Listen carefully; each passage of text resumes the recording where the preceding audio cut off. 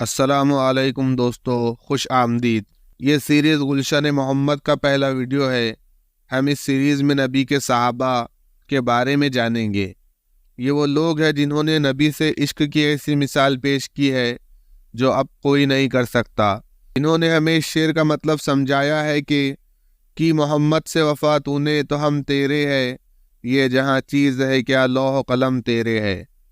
تو چلیے آغاز کرتے ہیں صدیق اکبر کے ساتھ، جو نبی کے غار کے ساتھی ہے۔ ابتدائی اسلام میں جو شخص مسلمان ہوتا تھا وہ اپنے ایمان کو چھپا کر رکھتا تھا۔ حضور اقدس صلی اللہ علیہ وسلم کی طرف سے بھی اس وجہ سے کہ ان کو کفار اذیت نہ پہنچائے چھپانے کی تلقین ہوتی تھی۔ جب مسلمانوں کی مقدار 39 تک پہنچی تو حضرت ابوبکر صدیق رضی اللہ تعالیٰ عنہ نے اظہار کی درخواست کی کہ خلم خلا علی الاعلان تبلیغ کی جائے۔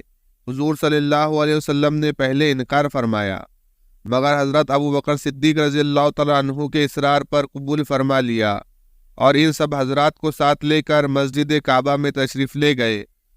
حضرت ابوبکر صدیق رضی اللہ تعالیٰ عنہ نے تبلیغی خطبہ شروع کیا۔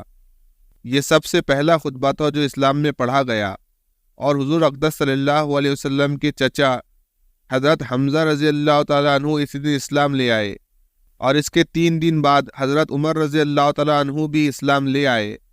خطبے کا شروع ہونا تھا کہ چاروں طرف سے کفار اور مشرکین مسلمانوں پر ٹوٹ پڑے۔ حضرت ابوبکر صدیق رضی اللہ تعالیٰ عنہ کو بھی باوجود یہ کہ مکہ مکرمہ میں ان کی عظمت و شرافت مانی ہوئی تھی، اس قدر مارا کہ تمام چہرے مبارک خون میں بھر گیا، ناک کان سب لہولہان ہو گئے تھے، پہچانے نہ جاتے تھے۔ جوتوں سے لاتوں سے مارا، پاؤں میں روندا، اور جو نہ کرنا تھا سب ہی کچھ کیا۔ حضرت ابوبکر صدیق رضی اللہ تعالیٰ عنہ بے ہوش ہو گئے۔ بنو تیم یعنی حضرت ابوبکر رضی اللہ تعالیٰ عنہ کے قبیلے کے لوگوں کو خبر ہوئی، وہ وہاں سے اٹھا کر لے گئے۔ کسی کو بھی اس میں تردد نہ تھا کہ حضرت ابوبکر رضی اللہ تعالیٰ عنہ اس وحشانہ حملے سے زندہ بچ سکیں گے۔ بنو تیم مسجد میں آئے اور اعلان کیا کہ اگر حضرت ابوبکر رضی اللہ تعالیٰ عنہ کی اس حادثے میں وفات ہو گئی تو ہم لوگ ان کے بدلے میں عتبہ ابن ربیعہ کو قتل کریں گے۔ عتبہ نے حضرت صدیق اکبر کو مارنے میں بہت زیادہ بدبختی کا اظہار کیا تھا۔ شام تک حضرت ابوبکر صدیق رضی اللہ تعالیٰ عنہ کو بے ہوشی رہی، باوجود آوازیں دینے کے بولنے یا بات کرنے کی نوبت نہ آئی۔ شام کو آوازیں دینے پر وہ بولے تو سب سے پہلا لفظ یہ تھا کہ حضور اقدس صلی اللہ علیہ وسلم کا کیا حال ہے۔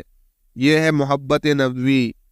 لوگوں نے بہت ملامت کی کہ انہی کے ساتھ کے بدولت یہ مصیبت آئی اور دن بھر موت کے منہ میں رہے، اور بات کی تو بھی حضور صلی اللہ علیہ وسلم ہی کا جذبہ، انہی کی دھن۔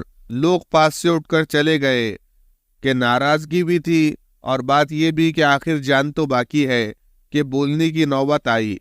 آپ رضی اللہ تعالیٰ عنہ کی والدہ ام خیر رضی اللہ تعالیٰ عنہ سے کہہ گئے کہ ان کے کھانے پینے کے لیے کسی چیز کا انتظام کر دے۔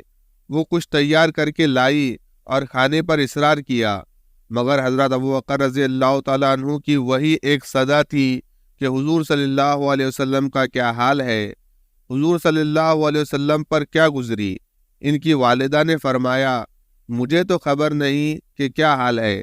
آپ رضی اللہ تعالیٰ نے فرمایا، ام جمیل رضی اللہ تعالیٰ عنہ حضرت عمر رضی اللہ تعالیٰ عنہ کی بہن کے پاس جا کر دریافت کر لو کہ کیا حال ہے۔ وہ بیچاری بیٹے کی اس مظلومانہ حالت کی بےتابانہ درخواست کو پورا کرنے کے واسطے ام جمیل رضی اللہ تعالیٰ عنہ کے پاس گئی اور محمد صلی اللہ علیہ وسلم کا حال دریافت کیا۔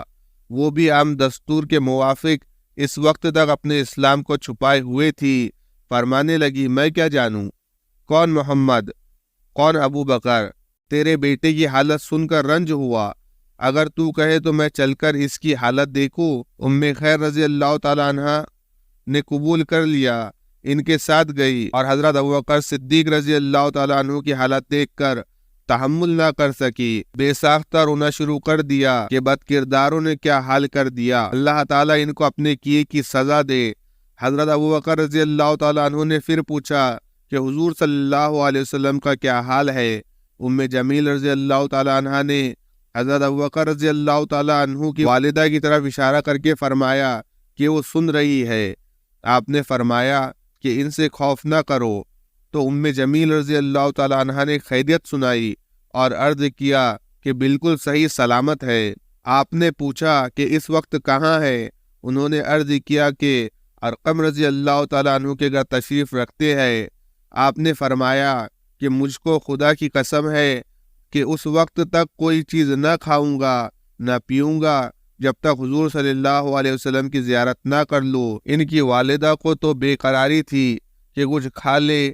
انہوں نے قسم کھا لی کہ جب تک زیارت نہ کر لوں کچھ نہ کھاؤں گا۔ اس لیے والدہ نے اس کا انتظار کیا کہ لوگوں کی آمد و رفت بند ہو جائے، مبادا کوئی دیکھ لے اور کچھ اذیت پہنچائے۔